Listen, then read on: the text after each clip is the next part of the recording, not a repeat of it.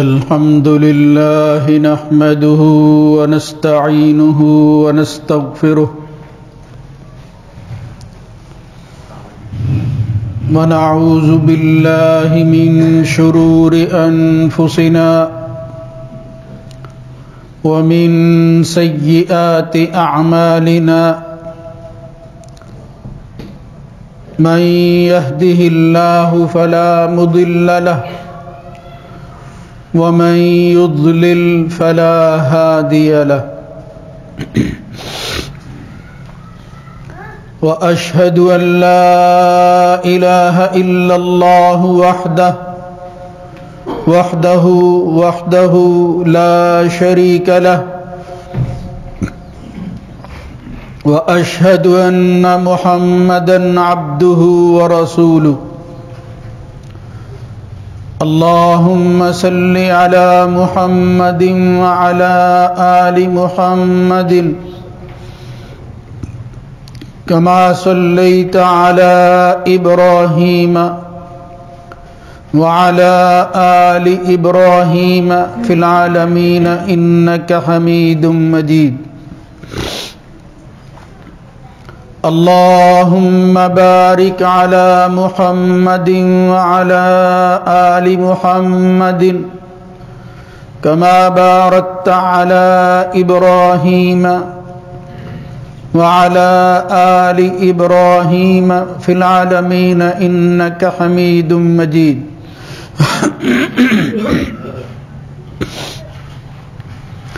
أما بعد فإن خير الحديث كتاب الله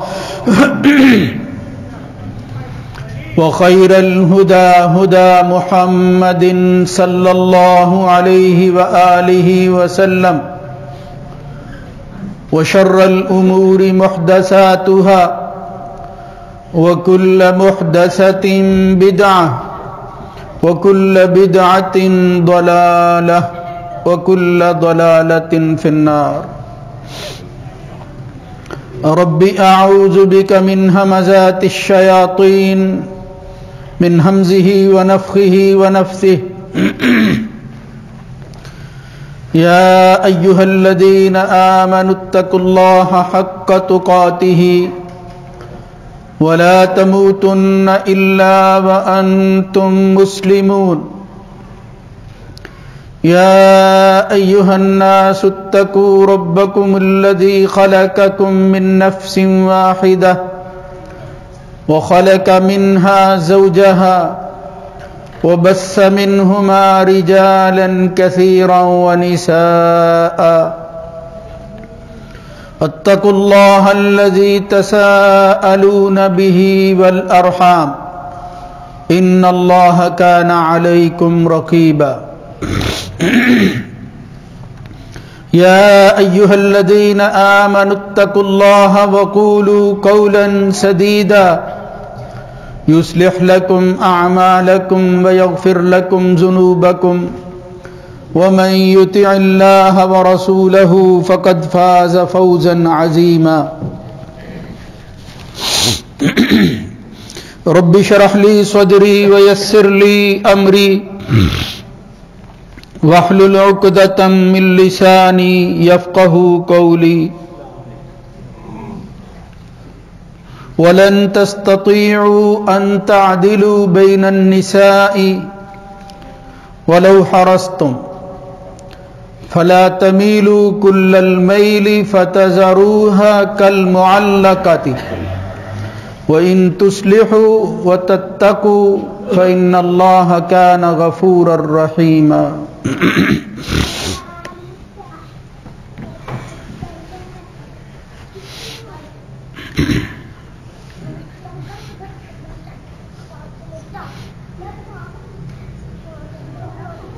اللہ رب العزت کی حمد و ثنا کے بعد درود و سلام سید الرسل خاتم النبیین سید ولد آدم جناب محمد الرسول اللہ صلی اللہ علیہ وآلہ وسلم کی ذات گرامی پر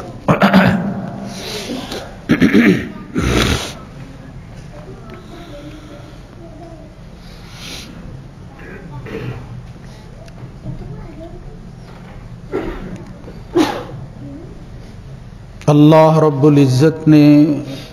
زندگی گزارنے کے لیے جو ہدایات ہمیں دی ہیں اور جس نظام میں ہمیں پرویا ہے،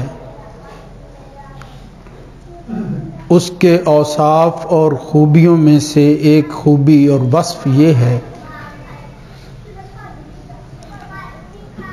کہ یہ خاندانی نظام رکھتا ہے۔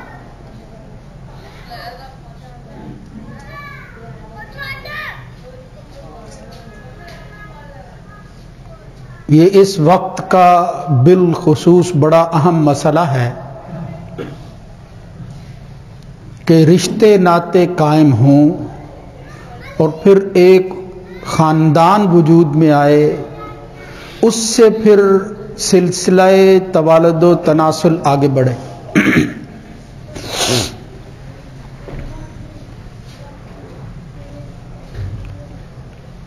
قرآن مجید فرقان حمید کا مطالعہ کریں تو اس میں ایک پوری سورت سورہ نساء کے نام سے معروف ہے، یعنی عورتوں سے متعلقہ زیادہ تر مسائل، ان کی عزت اور توقیر میں اضافہ اسی سے ہو جاتا ہے کہ پوری سورت ہی کو عورتوں کی سورت کہہ دیا گیا۔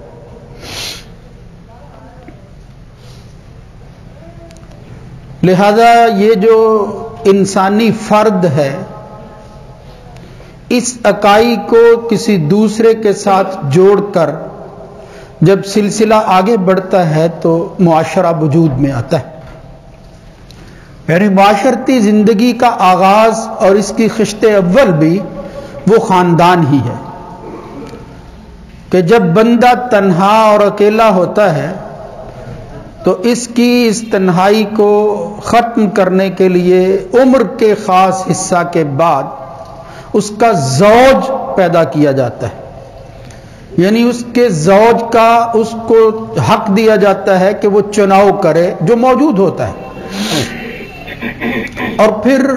اسی زوج سے جب ان کا آپس میں تعلق قائم ہو جاتا ہے تو اس رشتہ کو رشتہ زوجیت کہتے ہیں، اس نسبت کا نام زوجیت ہے۔ زوج کا مطلب ہوتا ہے جز، دوسرا، جوڑا، حصہ۔ اللہ رب العزت نے ہر چیز کو زوج اور جوڑے کی شکل کے اندر پیدا کیا ہے۔ قرآن مجید میں اللہ نے خود اس کی وضاحت فرما دی ہے کہ اللہ کے انعامات میں سے ہے کہ ان خلق لکم من ازواج، کہ اللہ نے تمہیں جوڑوں کی شکل میں پیدا کیا ہے۔ اب وہ اللہ کے نظام کا پتہ اس وقت چلتا ہے جب کوئی الگ الگ افراد اپنے اپنے زوج کو تلاش کر لیتے ہیں۔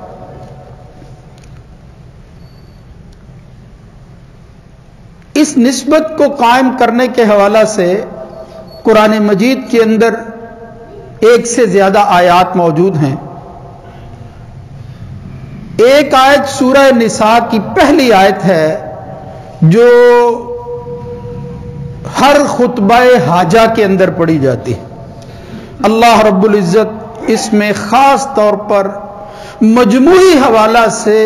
کوزے کو دریا میں بند کر کے ہم انسانوں کی سطح پر بات کرتے ہیں، اللہ نے اس کو جو ہے وہ منحصر کر دیا ہے۔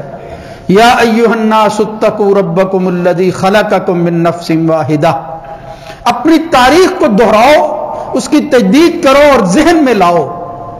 اور ساتھ ہی یہ بتا دیا کہ تم اس دنیا کے اندر آزاد نہیں ہو، تم اپنی جس پابندی کے ساتھ اس دنیا میں آئے ہو اس کو فطرت کا حصہ سمجھتے ہوئے قبول کر لو کہ کوئی ہمارا مالک، کوئی ہمارا خالق ہے۔ اتقوا ربکم، وہ تمہارا رب ہے۔ الذی خلقکم من نفس واحدہ، تنہا ایک ذات تھی جس کو اس نے اپنے ہاتھ سے تخلیق کیا ہے۔ وخلق منہا زوجہا، اور پھر اسی میں سے اس کا زوج الگ کر کے پیدا کر دیا، یعنی انسان کا زوج اسی کا حصہ ہوتا ہے۔ اس کی اہمیت کو واضح کرنے کے لیے اللہ رب العزت نے فرمایا یہ تم سے کوئی جدا چیز نہیں ہے، یہ تمہارا پارٹنر ہے، ساتھی ہے،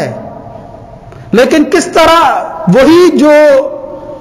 یہ وقتی امپیکٹ کے تحت ہم پارٹنر تلاش کرتے ہیں، نہیں اس طرح نہیں، فرمایا وَخَلَقَ مِنْهَا زَوْجَهَا، اسی جان کا ایک حصہ ہے جس کو تمہارا زوج جو ہے وہ قرار دیا گیا، وَبَثَّ مِنْهُمَا رِجَالًا كَثِيرًا وَنِسَاءً، اور پھر اس کے بعد جو ہے یہ مرد و عورتوں کا سلسلہ جو ہے اس کو پھیلا دیا ہے اللہ نے، اس لیے وَاتَّقُوا اللہ الذی تساءلون بہ والارحام، ڈرو، جس طرح شروع میں کہا اتقوا ربکم، اپنے رب سے ڈرو، اس کا اختتام بھی اسی بات پر کیا، اس رشتے کو قائم کرتے ہوئے اللہ سے بے خوف نہ ہو جایا کرو کہ مجھے کسی کی پرواہ نہیں ہے، یہ میری لانڈی ہے، یہ میرا زوج جو ہے یہ میرے پاؤں کی جوتی ہے، نہیں، فرمایا واتقوا، پہلے بھی کہا اس رب سے ڈر جاؤ، اور پھر آیت کا اختتام بھی اسی پر کیا ہے، واتقوا اللہ الذی تساءلون بہ والارحام، اے منگتو جس کے نام پر تم ایک دوسرے سے سوال کرتے ہو اس اللہ سے ڈر جاؤ، والارحام، رشتوں کے قائم کرنے میں، ان کا حق ادا کرنے میں بھی اللہ سے ڈرتے رہو، اور ڈرو کہیں اس کے اندر زیادتی نہ کر بیٹھو تو،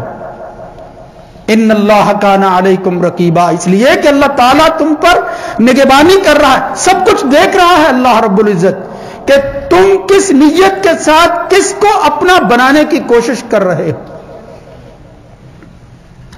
یہ خوبصورت انداز اور معاشرتی زندگی کے حوالہ سے اس سے بہتر حسن اسلوب کے اندر بھی کہیں نہیں ملتا اور عمل کے اندر بھی دکھائی نہیں دے سکتا۔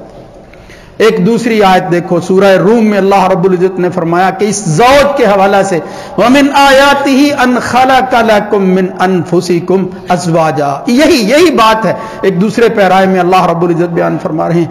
اللہ اپنی نشانیاں بیان کرتا ہے، وَمِنْ آيَاتِهِ أَنْ خَلَقَكُم مِّن تُرَابٍ ثُمَّ إِذَا أَنْتُمْ بَشَرٌ تَنْتَشِرُونَ، ہر آیت سے پہلے فرمایا یہ اللہ کی نشانیاں ہیں، آیات ہیں اللہ کی، آیات کا مطلب ہوتا ہے معجزاتی چیزیں ہیں، عام نہیں ہے،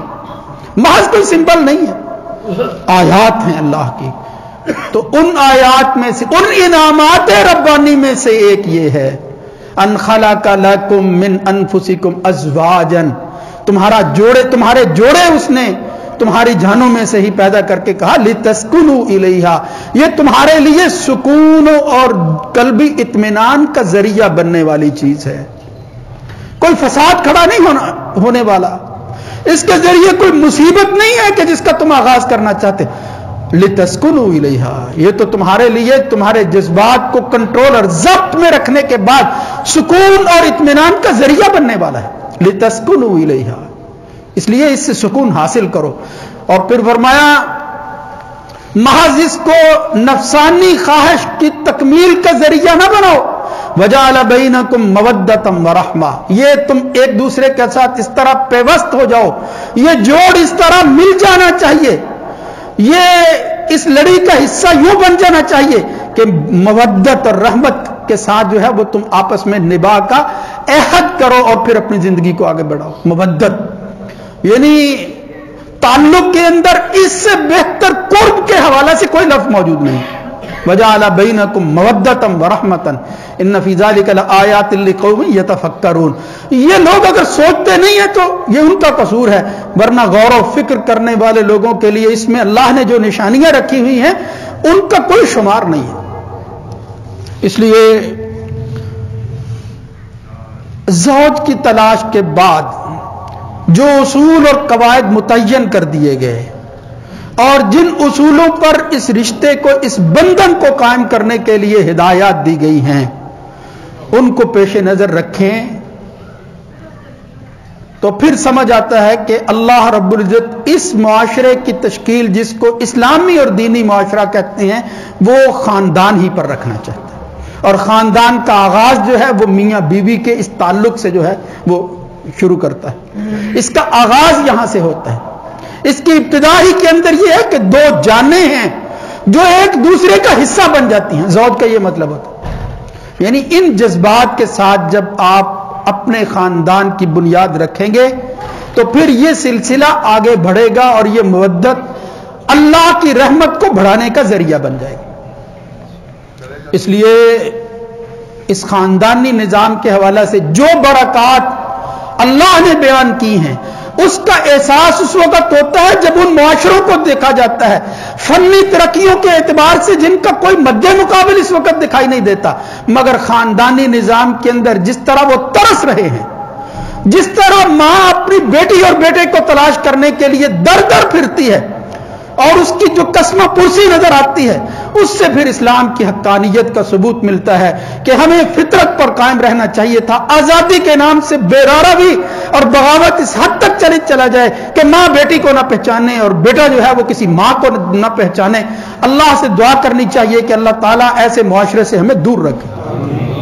وہ نعمتیں نصیب فرمائے جو ایمان اور اسلام کی بنیاد پر اللہ نے ہمیں عطا کی، بہت بڑی نعمت ہے۔ ان نعمتوں کا انسان شکر ادا نہیں کر سکتا۔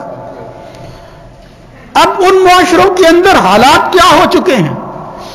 اور میں اس وقت جو اشارہ کرنا چاہتا ہوں وہ یہ ہے کہ اسلام کے معترضین شک پیدا کرتے ہوئے قرآن و سنت کے دلائل کو سامنے رکھ کے اپنے طور پر دلیلیں بنا کر رسول اللہ صلی اللہ علیہ وسلم کی ذات کو ہٹ کرتے ہیں کہ یہ شخص خدا نہ خواستہ، اس کی تفصیل میں انشاءاللہ کسی وقت عرض کروں گا، یہ اپنی شہوانی خواہشات کی تکمیل میں سب کچھ ڈھونگ رچائے ہوئے تھے، اور پھر اسلام پر، حضور کی شخصیت سے پہلے اسلام پر براہ راست جو اعتراض انہوں نے کیا وہ یہ کہ یہ اسلام عورتوں کو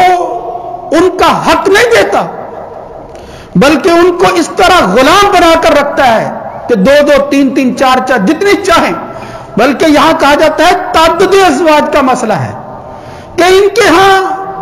کوئی شمار نہیں ہے، جتنی چاہو عورتیں جو ہیں وہ اپنے ساتھ ان کو بیویاں بنا کر رکھو۔ ان کے اس اعتراض کے اندر یعنی کون بندہ اعتراض کرتا ہے؟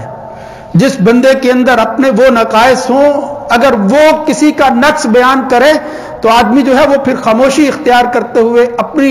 سنجیدگی اور سمجھداری کا ثبوت دیتے ہوئے کہتا ہے کہ اب میں تجھے کیا جواب دوں۔ یہ معاشرہ جن کے اندر، جن کی عکاسی کے حوالے سے میں پہلے عرض کر رہا تھا، وہاں کیا ہو چکا ہے؟ خاندانی نظام کے برباد ہونے کی وجہ سے وہ مرد اور عورت کس طرح کا تعلق قائم کرتے ہیں، یعنی مرد انسان کسی کو اپنا زوج نہیں بناتا، اپنی بیوی نہیں بناتا، اپنے بندھن میں لے کر پابند نہیں رہتا، غیرت کا مظاہرہ نہیں کرتا کہ اب یہ میری ہو گئی ہے، کوئی دوسرا اس کی طرف نگاہ بھی اٹھا کر نہ دیکھے۔ آزادی کی اس لہر کے اندر وہ یہاں تک پہنچ گئے ہیں کہ ایک ہی گھر کے اندر رہنے والوں کو پتہ نہیں ہے کہ ہماری ماں کون ہے اور ہمارا باپ کون ہے۔ اور وہاں یہ سن 2019 کی ایک رپورٹ میں پڑھ رہا تھا کہ اس میں یہ بات کہی گئی، صرف امریکہ کے اندر، ایک ملک کے اندر 7 لاکھ سے زیادہ جنسی زیادتی کا شکار ہونے والی خواتین موجود ہیں ایک سال کے اندر۔ 80% وہ خواتین، وہ بچیاں ہوتی ہیں جو 25 سال کی عمر سے پہلے 80% کی میں بات کر رہا ہوں، اس جنسی زیادتی کا شکار ہوتی ہیں، جہاں پابندیوں کے بارے میں کہا جاتا ہے کہ کوئی قانون کی وجہ سے ہاتھ نہیں اٹھا سکتا۔ یعنی وہاں اگر کوئی آپس میں تعلق باہمی رضامندی کے ساتھ، یہ ماڈرن انلائٹنمنٹ کے نام سے جو کچھ اس وقت بربادی ہو رہی ہے، ہم بھی جس سے متاثر ہیں، آج ہم بھی جس معاشرے میں رہتے ہیں کہتے ہیں یہ انسان کا فردی، یہ پرسنل معاملہ ہے، پرسنل میٹر ہے، اس میں دوسرے کو کوئی انٹرفیئر کرنے کی ضرورت نہیں ہے، کوئی کسی سے تعلق قائم کر لے، یہ زیادتی کے اندر نہیں آتا، یہ بے راروی کا حصہ نہیں ہے۔ 80% خواتین 25 سال کی عمر سے پہلے وہ اس کا شکار ہو جاتی، ایسے معاشرے کے اندر بھی، یعنی جو چیزیں رپورٹ ہوئی ہیں، ورنہ وہ کہتے ہیں کہ 20% سے بھی کم واقعات ہیں جو رپورٹ ہوتے ہیں۔ اور پھر یہ نہیں، مردوں کی بے روی، مردوں کے ساتھ، بچوں کے ساتھ ہمیں تانا دینے والے، صورتحال یہ ہے کہ 10 سال سے کم عمر کے لوگ، بچے جو ہیں 20%، وہ بھی اس زیادتی کا شکار ہوتے ہیں اس ترقی یافتہ ملک کے اندر۔ ایک ملک کی بات کر رہا ہوں جن کی کرتوت یہ ہو، ان کے مفکرین یہ دعویٰ کریں اور اس شخصیت پر دعویٰ کریں، اور اس سے پہلے مسلمانوں پر بالعموم یہ دعویٰ کریں کہ یہ تعدد ازواج کے قائل ہیں۔ یہ ایک سے زیادہ بیویاں رکھنے کو جو ہے وہ جائز تسلیم کرتے ہیں. ہاں اسی کے اندر جو ہے وہ اللہ کی حکمت تھی, یہ فطرت کے عین مطابق تھا کہ آزاد روی اور بغاوت کا راستہ اختیار کرنے کی بجائے کسی کو اپنا بنا کر, خاندان کا حصہ بنا کر کسی کی ماں اس کو بنا دو, کوئی اس کا بیٹا اس کو ماں کہنے والا موجود ہونا چاہیے. تو اس حوالہ سے جو میں عرض کرنا چاہتا ہوں وہ یہ ہے کہ اسلام نے اس مسئلے کو قرآن مجید میں 2 آیتوں میں بیان کیا ہے. یہ قرآنی استشہاد اور دلیل اس لیے دینا پڑتی ہے کہ ان سے متاثر لوگ آج جدید ماڈرن اسکالر کہنے والے مفکرین بالخصوص جو انکار حدیث کا دعویٰ کرتے ہیں اور پھر قرآن ہی کی بات کرتے ہیں, قرآن مجید کی 2 آیتوں کے حوالے سے میں عرض کرنا چاہتا ہوں کہ جو تعویلات وہ من مانی کرتے ہیں اور پھر ان کے ہم نوا بن کر کہتے ہیں کہ صرف ایک بیوی ہی ہے, اس کے علاوہ کسی دوسری بیوی کے ساتھ جو ہے وہ بیک وقت انسان کو جو ہے وہ عقد کی اجازت نہیں ہے. تو میں عرض کرنا چاہتا ہوں کہ قرآن مجید میں اللہ رب العزت نے 2 آیتیں بیان فرمائی. ایک میں نے بالکل آغاز میں سورہ نساء کی 129 نمبر آیت بیان کر دی ہے, ایک جو ہے وہ یہی آیت نمبر 5 ہے سورہ نساء ہی کے اندر. اللہ رب العزت فرماتا ہے وَإِنْ خِفْتُمْ أَلَّا تُقْسِطُوا فِي الْيَتَامَى فَانكِحُوا مَا طَابَ لَكُم مِّنَ النِّسَاءِ مَثْنَىٰ وَثُلَاثَ وَرُبَاعَ. یہ یتیموں کا خیال رکھو, یہ یتیموں کے ہاتھ پر ان کا ولی بن کر زیادتی نہ کرنا ان کے ساتھ, حتیٰ کہ اگر تم سمجھو کہ ان کے حقوق کے اندر زیادتی ہو سکتی ہے, اگر میں کوئی رشتہ بھی اس طرح کا قائم کر لوں تو پھر دوسری عورتیں تلاش کرو, ان کی حق تلفی نہیں ہونی چاہیے. فَانكِحُوا مَا طَابَ لَكُم مِّنَ النِّسَاءِ مَثْنَىٰ وَثُلَاثَ وَرُبَاعَ. اور اسی آیت کے آگے فرمایا وَإِنْ خِفْتُمْ أَلَّا تَعْدِلُوا. یاد رکھو یہ آپشن اختیار کرنے کی اجازت ہے, مباح ہے یہ عمل, کوئی واجب نہیں ہے, کوئی سنت نہیں ہے کہ ضرور ایسا کرو. لیکن فرمایا حالات ایسے ہوتے ہیں کہ جب انسان جو ہے وہ ایک سے زیادہ کی طاقت رکھتا ہے اور پھر اس شرط کو بھی پورا کر سکتا ہے جو اس عمل کے ساتھ مشروط کر دی گئی ہے. وَإِنْ خِفْتُمْ أَلَّا تَعْدِلُوا. وہ کیا ہے کہ کسی کو اپنا ساتھی بناتے ہوئے کسی پہلی پر یا آنے والی پر یا اس پر جو ہے زیادتی اور ظلم نہیں ہونا چاہیے, ظلم کا خاتمہ ہونا چاہیے, عدل کا قیام ہونا چاہیے. وَإِنْ خِفْتُمْ أَلَّا تَعْدِلُوا فَوَاحِدَةٌ. اگر تمہیں یہ معلوم ہو کہ میں عدل نہیں قائم کر سکتا, فَوَاحِدَةٌ أَوْ مَا مَلَكَتْ أَيْمَانُكُمْ. پھر ایک پر اکتفا کرنا ہوگا, یا وہ جو جن کے تمہارے دائیں ہاتھ جو ہے وہ مالک ہیں. ذَلِكَ أَدْنَىٰ أَلَّا تَعُولُوا. یہ ناانصافی سے بچنے کے لیے سب سے بہتر راستہ ہے کہ تم پھر ایک پر اکتفا کرو. مَنِ اسْتَطَاعَ مِنكُمُ الْبَاءَةَ فَلْيَتَزَوَّجْ. جو طاقت رکھتا ہے وہ شادی کرے, جس کے اندر طاقت موجود ہے. اب اس پہلے پس منظر کو ذہن میں رکھو اور پھر اسلامی ہدایات کو پیش نظر رکھو تو سمجھ آتی ہے کہ اللہ رب العزت نے یہ حکم جو ہے یہ استطاعت سے مشروط کیا ہے, اور یہ ظلم سے اس کو خالی قرار دیا ہے کہ عدل قائم ہونا چاہیے. اگر تم اپنی بیویوں کے درمیان جن کو اپنا بنا کر اپنے گھر میں رکھ رہے ہو عدل نہ کر سکو جو تمہاری طاقت کے اندر ہے. دوسری آیت جو ہے وہ ساتھ میں لائیں,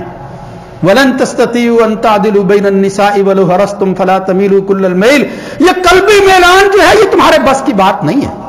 یہ معاملہ اور ہے. لیکن اس کے علاوہ اپنے طور پر اگر تم عدل نہ کرو تو پھر ایک سے زیادہ بیویوں کی تمہیں ہرگز اجازت نہیں. محمد الرسول اللہ صلی اللہ علیہ وسلم فرماتے ہیں اللہ سے دعا کرتے تھے اللہم ھذا قسمی, یا اللہ میں نے اپنی بیویوں کے درمیان یہ تقسیم کر دی ہے جو میں کر سکتا تھا. اب اس کے علاوہ جو قلبی میلان کا معاملہ ہے جس کی مجھے طاقت ہی نہیں, جو میرے بس اور اختیار میں نہیں ہے, اس کے حوالہ سے میں تجھ سے دعا کرتا ہوں فلا تلمنی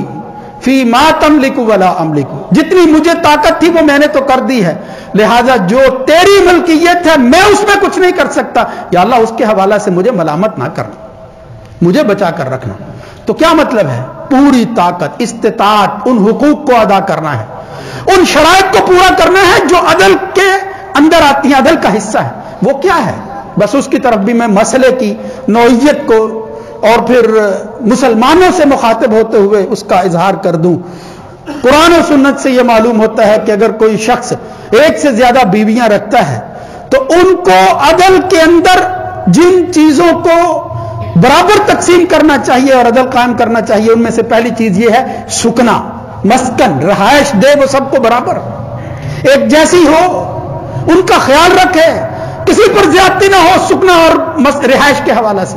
اسکنوہن من حیث سکنتم من وجدکم ولا تضاروہن لتضیقوا علیہن، ان کو ان کا سکون، ان کا مسکن دو جو ان کا حق بنتا ہے. سورہ طلاق میں اللہ نے یہ تو مطلقہ عورت کے حوالے سے کہا. امام ابن قدامہ المغنی میں کہتے ہیں کہ یہ تو مصلحت اللہ نے بیان کی مطلقہ کے حوالے سے، تو جو تمہارے نکاح کے اندر تمہارے سلب کا حصہ ہے اولا، وہ تو اس سے کہیں بہتر ہے. مطلقہ کو جب رہائش دینے کا حکم دیا گیا ہے تو جو ابھی تمہارا حصہ ہے، جو مطلقہ بھی نہیں ہے، جو عدت بھی نہیں گزار رہی، وہ تو زیادہ حقدار ہے کہ تم اس کو اس کا مسکن دو. اسکنوہن من حیث سکنتم من وجدکم. وجد کا مطلب کیا ہے؟ وجد کا مطلب ہے طاقت کے مطابق، قدرت جو ہے وہ تمہیں ہو، اس کے مطابق ان کو جو ہے وہ رہائش دو. پہلی یہ صورت ہے. اس کے متعلق نبی کریم صلی اللہ علیہ وسلم کا اپنا عمل بھی دکھاتا ہے. حضور نے اپنے ازواج کے حجرے جو ہے وہ بنا رکھے تھے، الگ الگ وہاں وہ رہتی تھی. آج بھی اس کا خیال کرنا چاہیے. اور پھر دوسری شرط کیا ہے اس عدل کے حوالے سے؟ فرمایا تم نفقہ، نانو نفقہ جسے کہتے ہیں، خرچ، لباس جو تم ان سے پہناتے ہو، یعنی وہ بنیادی ضرورت کی چیزیں، ان کے اندر بھی عدل ہونا چاہیے. نانو نفقہ اگر تم نے وہ فکس کیا ہوا ہے سب کا کریں، سب کو دیں. لِيُنْفِقْ ذُو سَعَةٍ مِّن سَعَتِهِ. اسی صورت کے اندر اگر اللہ رب العزت فرماتا ہے اپنی طاقت کے مطابق خرچ کرو. وَمَنْ قُدِرَ عَلَيْهِ رِزْقُهُ فَلْيُنْفِقْ مِمَّا آتَاهُ اللَّهُ لَا يُكَلِّفُ اللَّهُ نَفْسًا إِلَّا وُسْعَهَا إِلَّا مَا آتَاهَا. اللہ تعالیٰ طاقت سے بڑھ کر کسی سے کوئی تکلیف کا مطالبہ نہیں کرتا، بندہ مکلف نہیں ہوتا. محمد الرسول اللہ صلی اللہ علیہ وسلم کے ایک صحابی کہتے ہیں یا رسول اللہ ما حق زوجتی احدنا، ہم میں سے ہر ایک پر جو ہے اس کی بیوی کا کیا حق ہے؟ رسول اللہ صلی اللہ علیہ وسلم نے فرمایا ان تطعمها اذا طعمت، جب تو کھائے، یہ نہیں ہے کہ تو اپنا کھانا باہر سے کھا لے، گھر کی کوئی پرواہ نہیں ہے، نہیں، جو کھائے وہ گھر والوں کو کھلائے. وان تکسوها اذا اکتسیت، جو لباس خوبصورت تو پہننے کی کوشش کرتا ہے، تمہاری بیوی جو ہے وہ بیچارگی کی صورت دکھائی دیتی، لوگوں کو نظر نہ آئے، اس کو اس کا حق دینا ہے. ولا تضرب الوجہ، یہ نہیں ہے کہ اس کے چہرے پر مارتے رہو، ولا تقبی، برا بلا کہتے رہو، ولا تہجر الا فی البیت، اس کی اصلاح کے لیے اگر کہیں چھوڑنا بھی ہے گھر کے اندر رکھنا ہے. یہ مسائل سارے اگرچہ تفصیل طلب ہیں لیکن اس میں خاص طور پر نان و نفقہ کے حوالے سے، لباس کے حوالے سے محمد الرسول اللہ صلی اللہ علیہ وسلم نے جو ہدایات دی ہیں وہ پیش نظر رہنی چاہیے. یہ شرط ہے، ان کا خیال کرنا ہے، یہ اس عدل کا حصہ ہے. اس کے بعد جو ہے وہ تم اپنے زوج کو جو ہے وہ ایک سے زیادہ بڑھا سکتے ہیں. اور پھر اسی طرح فرمایا کہ وہ جو حق زوجیت ہے، وہ جو انسانی طاقت کے اندر پہلی شرط موجود ہے اور تم اس اپنے زوج کے عدد کو بڑھاتے ہو، یعنی اس عددی فوقیت کے اندر، اس کے اضافے کے اندر، اس کے بڑھاوے کے اندر اجازت ہی اس صورت کے اندر ہے کہ تم استطاعت رکھو اور پھر تم اپنی باری کو مقرر کرو اس انداز سے کہ جس میں کسی کے ساتھ ظلم زیادتی نہ ہو، کوئی محسوس نہ کرے. محمد الرسول اللہ صلی اللہ علیہ وسلم نے اس کے متعلق بھی ہدایات دی ہیں. اب وہ ہدایات کیا ہیں ان کے حوالے سے انشاءاللہ میں پھر عرض کروں گا کہ کس طرح اسلام نے خاندانی نظام اور ایک سے زیادہ بیویوں کے رکھنے کے لیے ہدایت نامہ دے دیا ہے اور پھر پابند کر دیا ہے انسان کو کہ اگر تم ان پابندیوں کو اختیار کر سکتے ہو تو تمہیں ایک سے زیادہ بیویاں رکھنے کی اجازت ہے. وہ بے راروی اس کے باوجود جو ان معاشروں کے اندر ہے، جو ان کے مذہب کے اندر ہے کہ نند جو ہے وہ موجود ہوتی ہیں خدا نخواستہ، یعنی گرجوں کے اندر رہنے والے پادری اور پھر ننیں ایسی ہیں کہ جن کو نکاح کی اجازت نہیں ہے اور وہ یہ سمجھتے ہیں کہ یہ اللہ کا قرب حاصل کرنے والے لوگ ہیں.